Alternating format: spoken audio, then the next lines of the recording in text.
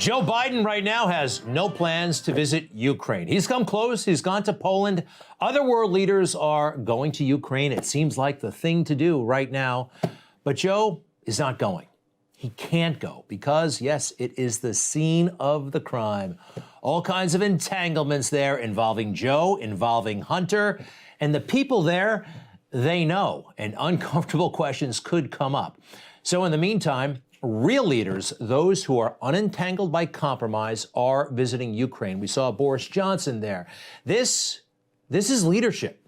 This is what the United States can and should be doing with an effective, uncompromised leader.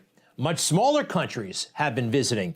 In the early stages of the outbreak, the hostilities, we had the Prime Minister of Slovenia, the Prime Minister of Poland, the Prime Minister of the Czech Republic. Here they are on the train, on their way, and yes, they met with Zelensky in the heart of Kyiv. This is leadership. Meanwhile, Joe Biden, he has other things to do. Yes, this week started with some Easter bunny frolicking, the egg roll, and the bunny somehow shooing Joe away from the crowds. Joe was saying too much. He was talking about Pakistan and Afghanistan, and the Easter bunny could not have that. So this is not normal. We all know this is very strange.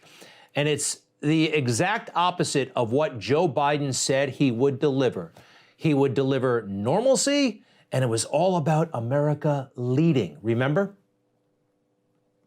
And our administration is ready to take up the mantle and lead once again. America's led the world not by the example of our power, but the power of our example. That's who we are. That's what leads the world, the power of our example. What is the example now? A decrepit man, compromised, who will not lead. And the problem is, yes, his entanglements and Hunter's entanglements in Ukraine. Joe made such a point of singling out Ukraine and cultivating relationships there. He went well, it varies. Take a look. Joe with Poroshenko back in 2015. He really singled out this country for special treatment. How many times did Joe visit Ukraine as vice president? Well, it varies. Officially, there were 6 trips. And by Joe's count, 13 to 14 trips, maybe even 15 trips to Ukraine. That is a lot of emphasis on one fairly small country. Joe announced to the world, though, why he was doing it when he was vice president. This is my 3rd trip in the last 7 months. You must get tired of seeing me as often as you do. And counting your trip to Washington, this is the 4th time we've met in person. I want to make clear America's commitment to Ukraine is not just about business and governments. It's personal. Oh, yes, it's personal. Personal for Joe Biden. Hunter was working for Burisma at $83,000 a month. Of course, it was personal, huh? This is not normal, not at all. But it is quintessential Joe Biden. Now, Joe, you'll remember, campaigned for president while staying safely in the basement. That was so bizarre. I remember thinking, why isn't this guy out on the campaign trail? Things are back to normal in a way. You have a conventional politician blaming others for his problems. So 2 years ago today, in fact, Joe Biden said about Donald Trump, the president needs to stop blaming others and do his job. Fast forward to today. He's blaming everybody else. Let's be absolutely clear about why prices are high right now. COVID and Vladimir Putin. Yep, not his fault. Oh, he threw a lie in for good measure. Let's see. I know that families are still struggling with higher prices. I grew up in a family where if the price of gas went up, we felt it. He loves saying this. Remember, he pushes those phony working class credentials in Scranton. You know, folks have looked this up.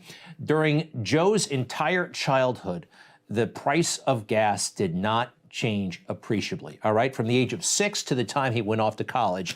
That's a lie. That's a lie.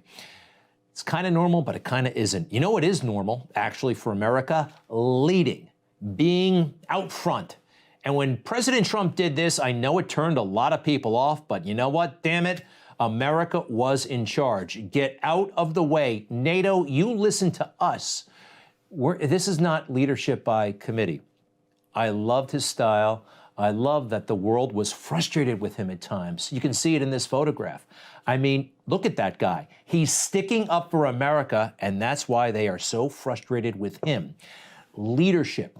Sometimes it's not pretty, and sometimes it infuriates the swamp, but it's actually quite beautiful. Remember when he went to North Korea? Hey, that was a high-risk move. That was risky. I keep hearing, Joe Biden can't go to Ukraine. It would be too risky. Well, this move into North Korea with Kim Jong-un was not without risk. But you know what? We like a president who takes a fair amount of risk, right? Within reason. We like it. But remember, he can't do it. Joe Biden can't because it is the scene of the crime. And I believe we have proof. We have proof of his, if not outright criminal, at least corrupt, certainly unethical behavior. He admitted as such right here in New York City back in 2018, I believe it was, before the Council on Foreign Relations. Joe Biden is an ex-vice president boasting about how much he could get done as vice president, and the message is how much I can get done for you, potential paying clients. Summarizing a very bizarre conversation he had with the president of Ukraine. Listen. I said, I'm telling you, you're not getting $1 billion. I said, you're not getting $1 billion. I'm going to be leaving here. And I think it was, 6 hours? I looked, I said, I'm leaving in 6 hours. If the prosecutor's not fired, you're not getting the money. Oh, son of a bitch. Got fired. Joe is bragging in public about getting a prosecutor in Ukraine fired, where his son actually works for Burisma on the board. How many prosecutors around the world did he demand their termination? I think it was just Ukraine. And can I see that date again? It's January of 2018. He bragged in public.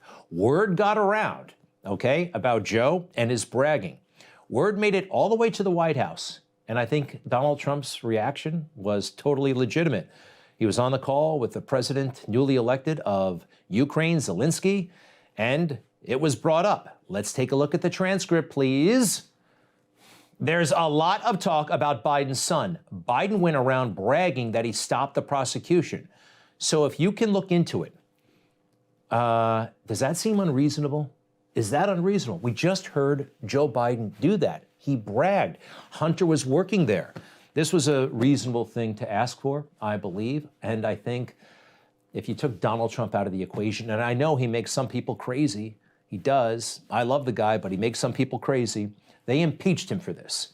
They impeached him for this. And when you impeach, you basically bring our legislative and judicial branch to a halt. You can't do anything else. And what a shame, because as they were impeaching over this, I think, perfectly fine phone call, what was happening? COVID. COVID was in its early stages. You know, Congress also missed September 11th, and so did our intelligence community, because they were focusing on silly stuff. For 3 years, it was about Monica Lewinsky's dress, okay? We can distract not only Republican presidents, but Democrat presidents from their mission to protect us and our country. And that's really, really dangerous and really, really sad.